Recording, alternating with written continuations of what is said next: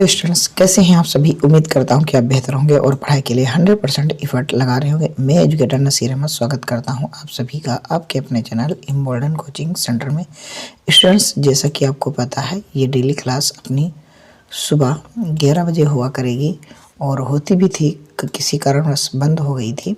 आप अगर तैयारी करें यूपी होमगार्ड, यूपीपी, यूपीएसआई, तो ये क्लास आपके लिए बहुत ही महत्वपूर्ण होने वाली है। टॉप 10 क्वेश्चन मैं करा रहा हूँ जीके के। अगर ये आप क्वेश्चन डेली बेसिस पे करते गए तो आपको डिट्टो प्रश्न आपको देखने को मिलेंगे एग्ज़ाम हॉल में। तो आइए बढ़ते हैं पहले प्रश्न की ओर।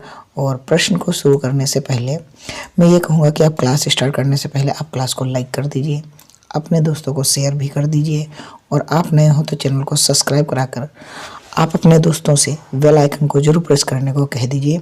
और कमेंट बॉक्स में आप भी जरा सा एक छोटा मोटा कमेंट कर दिया करें कि आपको क्लास कैसी लगती है। जी हाँ, बढ़ते हैं आगे। पहला प्रश्न आपकी स्क्रीन पर क्या कह रहा प्रश्न कि प्रागैतिहासिक से तात्पर्य है आदि इतिहास। इतिहास वह इतिहास जिसके संबंध में कोई लिखित विवरण उपलब्ध नहीं है। ऐसा इतिहास जो पुरातात्विक या साहित्यिक दोनों पर लिखा गया हो।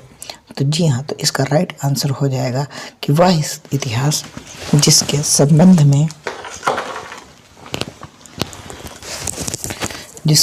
संबंध में लिखित विवरण ना हो, यानी कि option number C will be your right answer. अगला प्रश्न कह रहा है रॉबर्ट ब्रूस निम्नलिखित में से किसके लिए प्रसिद्ध हैं? भूगर्भ वैज्ञानिक, फिजियोग्राफिक, या पूरा वनस्पति अध्ययन, या ऐतिहासिक लेखन। तो इसका राइट आंसर हो जाएगा, ये भाई थे, क्या थे? भूगर्भ वैज्ञानिक थे। ठीक है, कौन? रॉबर्ट ब्रूस जो थे।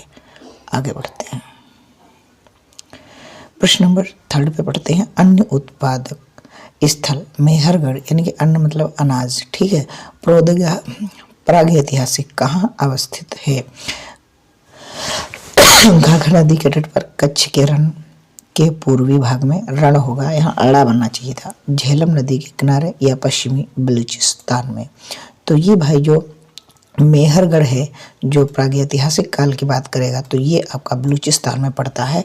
वर्तमान में यह पाकिस्तान का पार्ट है। ठीक है, अगला प्रश्न है कि ताम्र संचय का संबंध है चमकीले लाल मृदभांड से, या गैरिक मृदभांड से, या चिचित्र घूसर मृदभांड से, या काले और लाल मृदभांड से।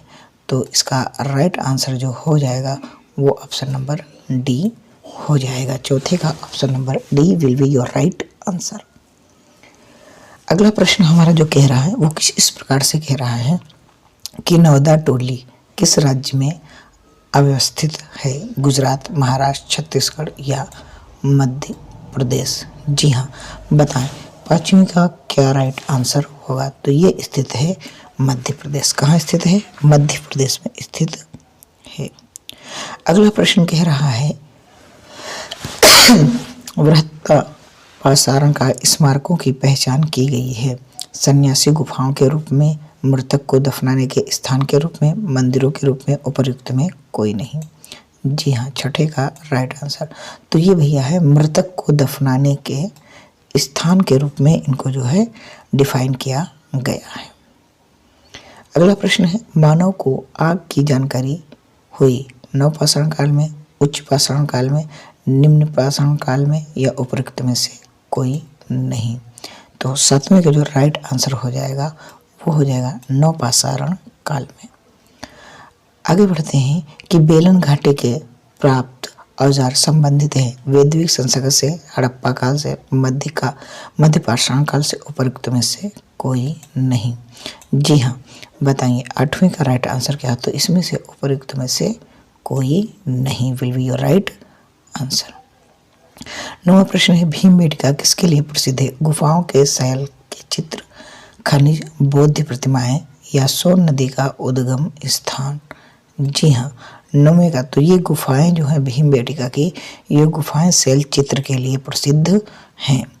अगला प्रश्न 10वां है निम्नलिखित में से कौन सा प्रागैतिहासिक चित्रकला के लिए प्रसिद्ध है अजंता, भीमबेटका, बाघ या अमरावती।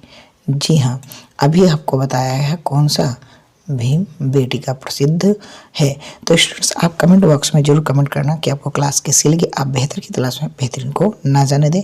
सुबह 11 बजे मात्र 5 मिनट में 10 क्वेश्चन है, टॉप बेहतरीन ढंग से हैं और सुबह करंट अफेयर भी चलती है। आप जरूर जुड़ा करें इम्बोल्डन कोचिंग सेंटर में।